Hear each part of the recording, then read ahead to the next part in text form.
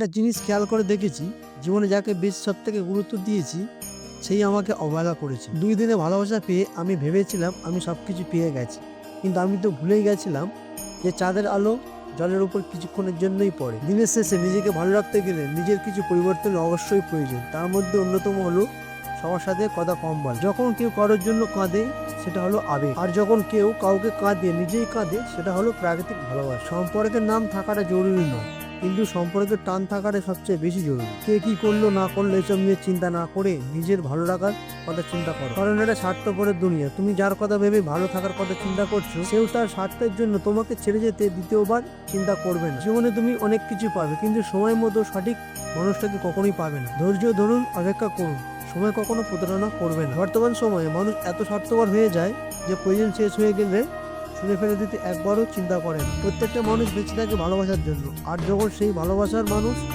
জীবন থেকে সরে যায় তখন সেই মানুষটা বেঁচে থাকার ইচ্ছাটাই মরে যায়। জীবনে এমন কিছু মানুষ থাকে যারা কাছে থাকলেও কাঁদায়, আবার দূরে গেলেও কাঁদায়। তবে এসব মানুষকে কখনো ছেড়ে থাকা যায় না, কারণ এইসব মানুষের প্রতি মায়া এমনভাবে তৈরি হয় যে কখনো ভুলে থাকা যায় না। কিছু মানুষ কখনো এটা ভেবে দেখে না যে তাদের আচরণের জন্য কোনো মানুষ কষ্ট পেয়েছে কিনা, বা কোনো মানুষ মনে আঘাত পেয়েছে কিনা। কারণ এসব মানুষ শুধু নিজের প্রয়োজনটাই বোঝে আর নিজের স্বার্থটাকেই বেশি গুরুত্ব দেয়। যে মানুষ তোমাকে বারবার ছোট করে তার থেকে দূরে থাকো, কারণ সে প্রশ্রয় পেলে তোমাকে বারবার আঘাত করবে। কারণ এটা স্বার্থপরের দুনিয়া। স্বার্থের জন্য মানুষ মানুষকে চেনে না।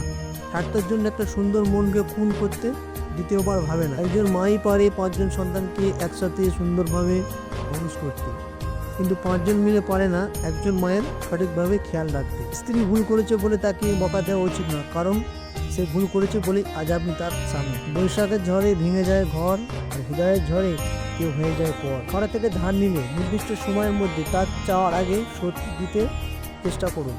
এটা আপনার সততা এবং চরিত্রের পরিচয় দেয়। আমরা কালো রঙকে অশুভ হিসাবে দেখি, কিন্তু সেই কালো রঙের চুলই সবার পছন্দ।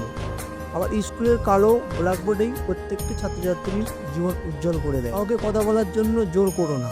এটা মনে রাখবে, যার কাছে তুমি যতটা মূল্যবান সে তোমাকে ঠিক ততটাই সময় দেবে। ধন্যবাদ আপনাদেরকে আপনাদের মূল্যবান সময় নষ্ট করে ভিডিওটি দেখার জন্য। যদি ভিডিওটি ভালো লেগে থাকে তাহলে অবশ্যই লাইক, শেয়ার ও সাবস্ক্রাইব করতে ভুলবেন না, কারণ একটি লাইক, শেয়ার ও সাবস্ক্রাইব আমাকে পরবর্তী ভিডিও বানাতে উৎসাহিত যোগায়।